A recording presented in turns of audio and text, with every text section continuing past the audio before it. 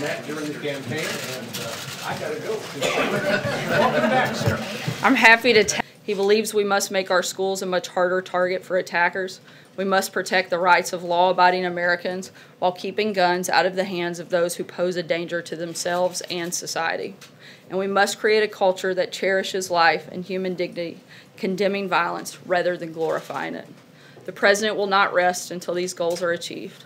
And we must create a culture that cherishes life and human dignity. On bump stocks, the President did sign an executive memo directing the ATF and Department of Justice to work on outlawing bump stocks, so we don't have to wait for a legislative fix. However, if we cannot find an administrative fix, we would support a legislative solution to complete that.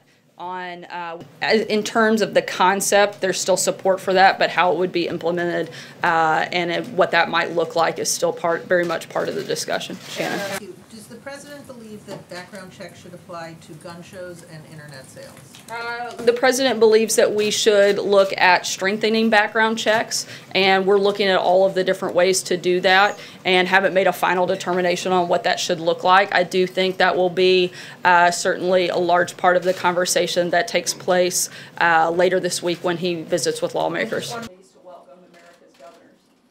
But look, we're not advocating for the arming of every single teacher in the school. There are teachers and other school personnel who have experienced pre-existing training and the desire to be part of something like this. We're still listening and making and determining the best steps forward, but we think that hardening our schools and protecting our students with trained personnel is a viable path and one that we're very much looking at.